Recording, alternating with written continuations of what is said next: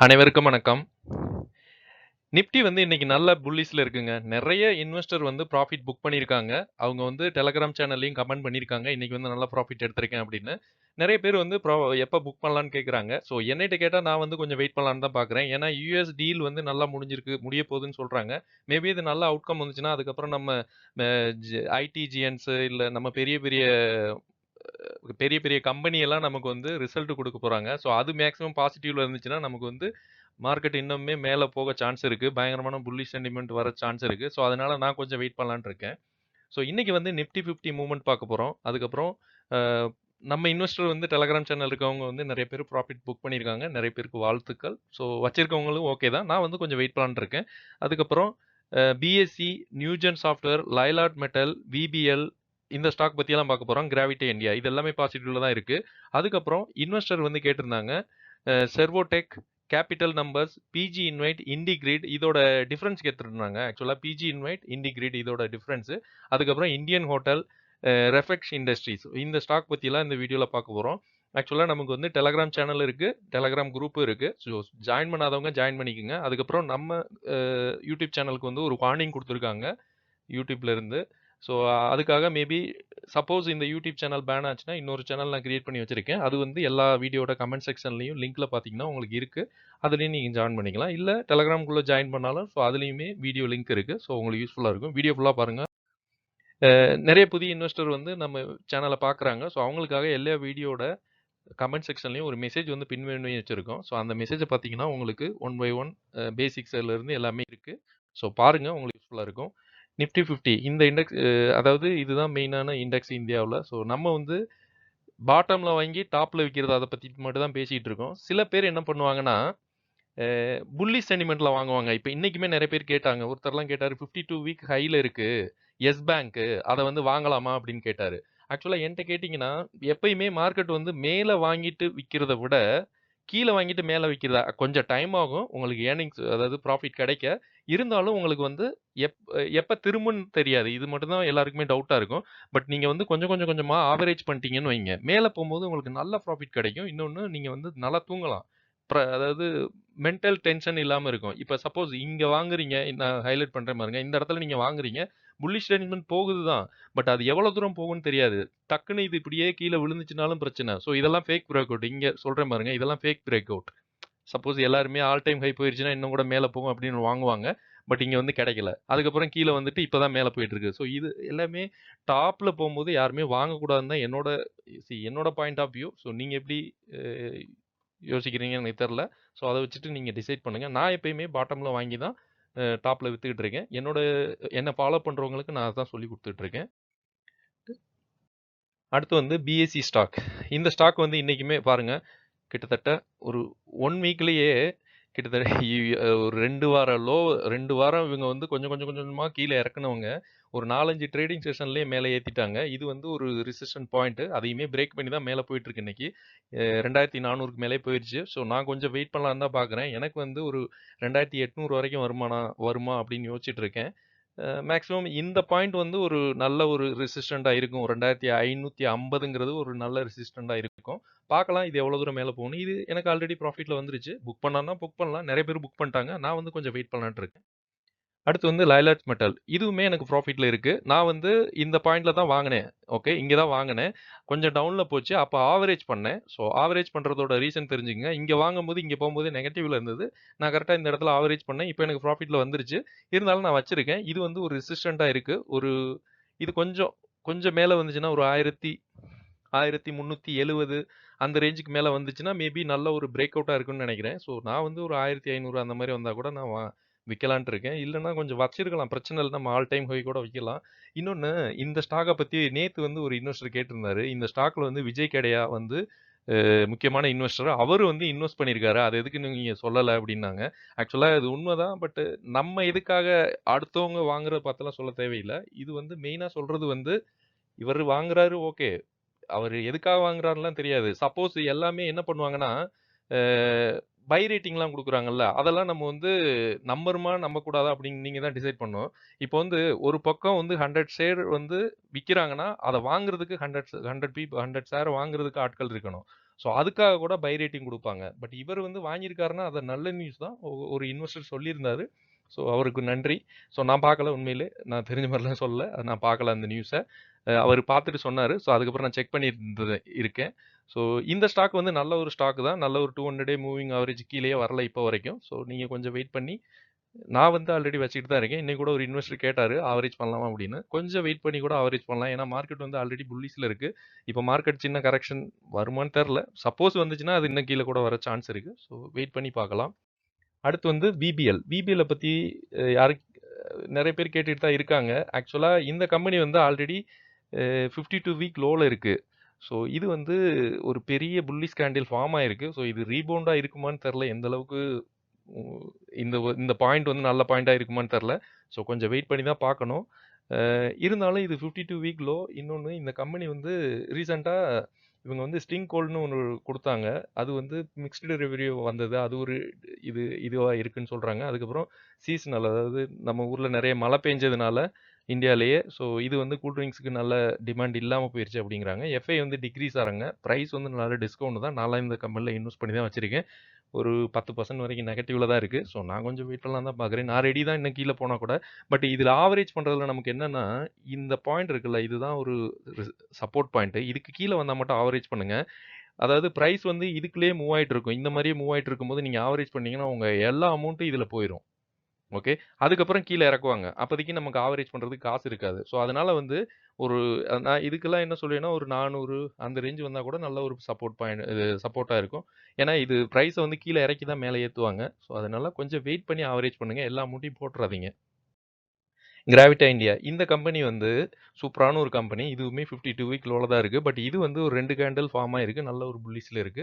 எனக்கு இப்போ வந்து ஒரு 7% என்னமோ நெகட்டிவ்ல தான் இருக்கு. நல்ல ஒரு அமௌண்ட் போட்டு தான் வச்சிருக்கேன்.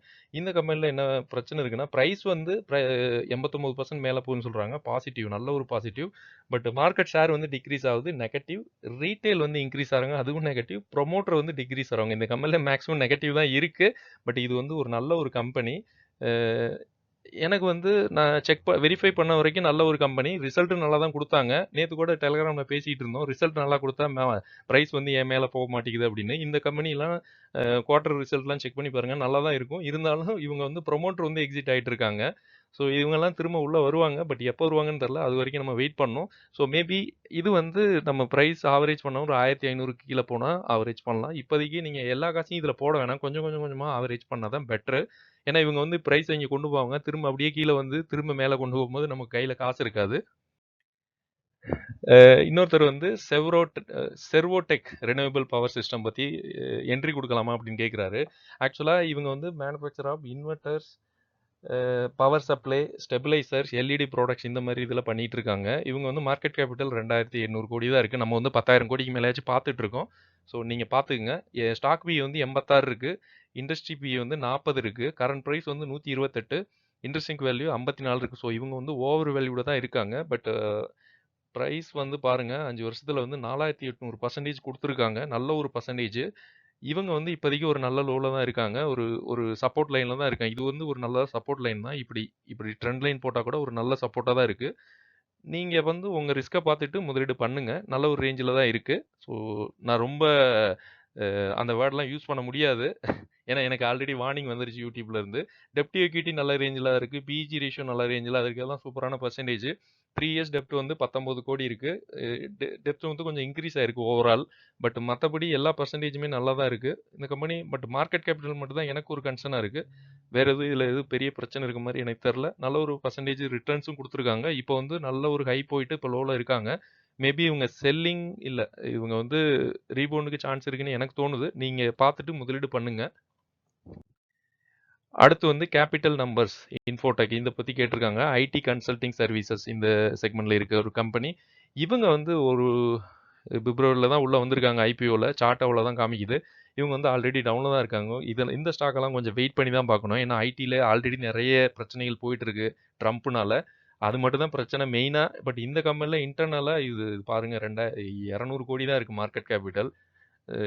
இந்த மாரி இதெல்லாம் கொஞ்சம் நெறைய மேனிபுலேஷன் நடக்க சான்ஸ் இருக்கு. லோ பிளெட்ஜ்டு ப்ரமோட்டர் நல்ல ப்ரமோட்டர் தான். பட் இருந்தாலும் கொஞ்சம் பார்த்து முதலீடு பண்ணுங்க. ஐடில ஏகப்பட்ட கம்பெனி இருக்கு. ஸோ இந்த கம்பெனிய பத்தி எதுக்கு கேட்குறீங்கன்னு தெரியல. மேபி வச்சிருப்பீங்கன்னு நெனைக்கிறேன். டெப்ட் டு எக்விட்டி வந்து 0 தான் இருக்கு. இவங்க டெப்ட் இல்ல இவங்களுக்கு அப்படின்னு காமிக்கிறாங்க. ஸோ டெப்ட் வந்து ரெடியூஸ் பண்ணியிருக்காங்க. அது வந்து பெரிய பாசிட்டிவ் இந்த கம்பெனிக்கு. பட் இருந்தாலும் பிரைஸ் வந்து கீழ தான் இருக்கு. ஸோ நியூ என்ட்ரி எடுக்கணும்னா நீங்க நெறைய கம்பெனி இருக்கு. அத பார்த்துட்டு எடுக்கலாம். வச்சிருந்தீங்கன்னா நீங்க வந்து ஆவரேஜ் பண்ணலாம்னு தான் எனக்கு தோணுது. ஏன்னா ஆல்ரெடி பாட்டம்ல தான் இருக்கு. இங்க வாங்கியிருந்தா கூட இப்போ வரைக்கும் நெகட்டிவா தான் ரிட்டர்ன்ஸ் குடுத்துருக்காங்க. அடுத்து வந்து பிஜி இன்வைட். அதுக்கப்புறம் இண்டிகிரிட். ஸோ இந்த 2 ஸ்டாக்குமே எதுக்காக எல்லாருமே வாங்குவாங்கன்னா, ஒண்ணே ஒண்ணு தான். டிவிடெண்ட்காக மட்டும் தான். உங்களுக்கு டிவிடெண்ட் வேணும்னா வாங்குங்க. அந்த பெர்சன்டேஜும் பார்த்துக்கங்க. 3% குடுக்குறாங்க. இதுவுமே அதாவது பிஜி இன்வைட்டுமே 3% குடுக்குறாங்க. Dividend yield. இதுவுமே 3% குடுக்குறாங்க. ஆக்சுவலா உங்களுக்கு வந்து ஒரு ஸ்டாக்ல இல்ல நான் வந்து இது வாங்கக்கூடாதுன்னுலாம் சொல்லல. இது வந்து சேஃப் இன்வெஸ்ட்மென்ட். பட் நீங்க வந்து குரோத்தையும் பார்க்கணும். இதுல குரோத் என்ன இருக்குன்னு பார்த்துக்கங்க. இண்டிகிரிட்ல 76%. இது 2யும் கம்பேர் பண்ணா நான் சொல்றது டிக் அடிக்கிறது இதுக்கு தான் டிக் அடிப்பேன். இண்டிகிரிட். பிஜி இன்வைட் உங்களுக்கு பாருங்க 7% நெகட்டிவா தான் இருக்கு. ஆக்சுவலா மேக்ஸிமம் நான் சார்ட்ட வச்சிருக்கேன். நீங்க இந்த ஸ்டாக் வந்ததுலேருந்து இப்போ பாருங்கன்னா இதான் வந்த என்ட்ரியான இடம்.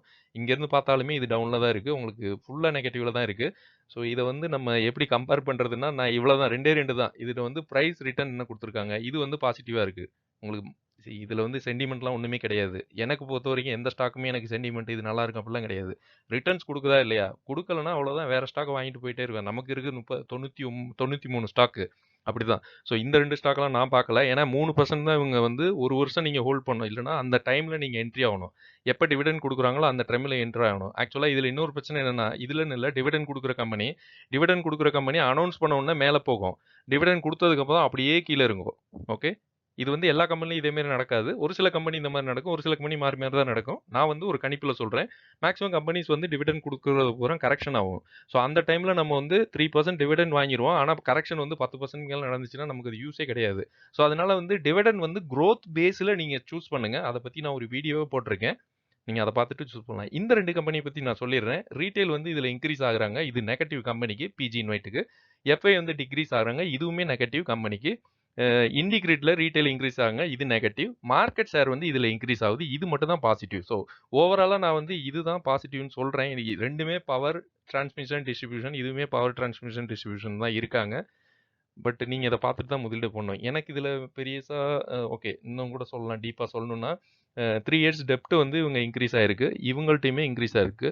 13 கோடிலேருந்து 20 கோடி ஆயிருக்கு. பட் இவங்களோட மார்க்கெட் கேபிட்டல் இங்க 8,000 தான் இருக்கு. 17,000 இருக்கு. ஸோ நான் இந்த 2 கம்பெனியும் வாங்கலங்க. ஸோ இது 2ல பார்த்தீங்கன்னா, அதாவது குரோத்த வச்சு பார்த்தா இது ஓகே. அடுத்து வந்து இந்தியா ஹோட்டல்ஸ். இந்த கம்பெனி பத்தி கேட்டிருந்தாங்க. இந்த கம்பெனி பத்தி சொல்லணும்னா டாடா குரூப். அந்த ஒரு பேருக்காகவே எல்லாரும் உள்ள வருவாங்க. ஸோ இதுல வந்து 680% வந்து இவங்க வந்து ரிட்டர்ன்ஸ் குடுத்துருக்காங்க. 5 இயர்ஸ்ல. இந்த பிரைஸ் வந்து ஆல்ரெடி ஒரு சப்போர்ட் ரேஞ்சில தான் ட்ரேட் ஆயிட்டு இருக்கு. ஸோ நீங்க வந்து கன்சிடர் பண்ணலன்னா உங்க ரிஸ்க் தான். நீங்க பார்த்துட்டு கன்சிடர் பண்ணுங்க. இது வந்து இப்போ பிரைஸ் வந்து 33% மேல போகும்ன்னு சொல்றாங்க. டவுன் வந்து 11% கீழ போக சான்ஸ் இருக்குங்கிறாங்க. மார்க்கெட் ஷேர் வந்து டிக்ரீஸ் ஆகுது. இது வந்து கம்பெனிக்கு நெகட்டிவ். ஸ்ட்ராங் ஃபைனான்ஸ் பெர்ஃபார்மன்ஸ் இருக்கு கம்பெனில. அது நல்லது தான் கம்பெனிக்கு. அதுக்கப்புறம் பிராண்ட் வந்து ரீஇமேஜினிங் இது டாடா குரூப், இந்தியா ஹோட்டல் எல்லாருக்குமே தெரியும். நல்ல ஒரு பெரிய கேபிட்டல், லார்ஜ் கேப் கம்பெனி தான். ஸ்டாக் பி வந்து 61 இருக்கு. இண்டஸ்ட்ரி பி 36 இருக்கு. கரண்ட் பிரைஸ் வந்து 737. இண்டஸ்ட்ரி இவங்க வந்து கொஞ்சம் ஓவர் வேல்யூடு தான். பட் இவங்களோட டெப்ட் ஈக்விட்டி, பிஇஜி ரேஷியோ இதெல்லாமே நல்ல பெர்சன்டேஜ். ஸோ கன்சிடரபிள் ரேஞ்ச் தான். இவங்களோட டெப்ட்டுமே கம்மி பண்ணியிருக்காங்க. 3000 கோடி தான் இருக்கு. 3800 கோடியிலிருந்து. இவங்களோட ஆர்ஓசி, ஆர்ஓஎம் நல்ல ரேஞ்ச். இது நல்ல கம்பெனி தான். ஆக்சுவலா பிராண்ட் டாடா குரூப் எல்லாமே நல்லா தான் மெயின்டைன் பண்றாங்க. குரோத் வந்து 600% இருக்கு. இத பார்த்துட்டு நீங்க முதலீடு பண்ணலாம். நல்ல ஒரு ரேஞ்சில தான் இருக்கு. அடுத்து வந்து இது வந்து ரெஃபெக்ஸ் இண்டஸ்ட்ரீஸ் பத்தி டிஸ்கஸ் பண்ண கேட்டிருக்காங்க. இவங்க வந்து 10,000 கோடி கூட இல்ல. 4,600 கோடி தான் மார்க்கெட் கேபிட்டல் இருக்கு. ஸ்டாக் பி வந்து 30 இருக்கு. இண்டஸ்ட்ரி பி 76 இருக்கு. கரண்ட் பிரைஸ் வந்து 358. Intrinsic value 185. ஆக்சுவலா இவங்க அண்டர் வேல்யூட் மாரி காமிக்கிறாங்க. பிரைஸ் வந்து ஆல்ரெடி நல்ல பாட்டம்ல தான் இருக்கு. ஒரு பெரிய ஹை போயிட்டு இப்போ வந்து கரெக்ஷன்ல இருக்கு. ஓகே. 3700% வந்து ரிட்டர்ன்ஸ் குடுத்துருக்காங்க 5 வருஷத்துல. ஓகே. இவங்களோட டெப்ட் ஈக்விட்டி 0.24. ஓவரால் டெப்ட் வந்து இந்த வருஷம் மட்டும் 286 கோடி இன்க்ரீஸ் ஆயிருக்கு. ஆர்ஓசி, ஆர்ஓஏ எல்லாமே நல்ல ரேஞ்ச் தான். ஆக்சுவலா இந்த கம்பெனி வந்து commodity chemical, hydro fluoro carbons அந்த கேஸ் செக்மெண்ட்ல ப்ரொடியூஸ் பண்ணி குடுக்குறது. ஸோ ஒரு ஹை வால்யூம் நடந்திருக்கு. அதுக்கப்புறம் கீழ இறங்கியிருக்கு. மேபி இதுக்கப்புறம் சான்ஸ் இருக்குன்னு எனக்கு தோணுது. இந்த கம்பெனியோட மைக்ரோ டீட்டெயில் பார்த்துடலாம். ரெவென்யூ வந்து டிக்ளைன் ஆயிருக்குன்னு சொல்றாங்க. பெர்ஃபார்மன்ஸும் சேலஞ்சா இருக்கு இந்த கம்பெனில. Negative margin in mobility segment அதுவுமே கொஞ்சம் பிரச்சனை இருக்குங்கிறாங்க. Operational challenges due to water weather condition. So இது இது ஜென்ரல் தான். ஆக்சுவலாக நிறைய கம்பெனி இந்த மாதிரி இருக்கு. இதெல்லாம் டெம்பரரி தான். ஆக்சுவலாக இவங்களோட பாசிட்டிவ்னா ஸ்ட்ராங் ஃபைனான்சியல் பெர்ஃபார்மன்ஸ் இருக்கு. ஷேர் ஹோல்டர் ரிட்டர்ன் கொடுத்துட்டு இருக்காங்க நல்லாவே. அதுக்கப்புறம் கிரீன் மொபிலிட்டி எலக்ட்ரிக் வெஹிக்கிள் செக்மெண்ட்ல growth இருக்குன்னு சொல்றாங்க. இதெல்லாமே பாசிட்டிவ். இந்த கம்பெனி வந்து நீங்க வாங்கணும்னா பாருங்க. அதான் நான் ரவுண்ட் பண்ணிட்டேன். ஸோ இதுக்கு மேல நீங்க தான் யோசிக்கணும். ஒரு நல்ல ஒரு சப்போர்ட் லைன்ல தான் இருக்கு. ஸோ இதுக்கு கீழ வந்தாலும் நீங்க வந்து கொஞ்சம் காசு வச்சுக்கிட்டு நீங்க ஆவரேஜ் பண்ணதுக்கு வச்சுக்கிட்டு நீங்க கன்சிடர் பண்ணலாம்னு நினைக்கிறேன். பட் உங்க ரிஸ்க் தான். அடுத்து ஓகே ஃப்ரெண்ட்ஸ். அடுத்த வீடியோல பார்க்கலாம். நன்றி.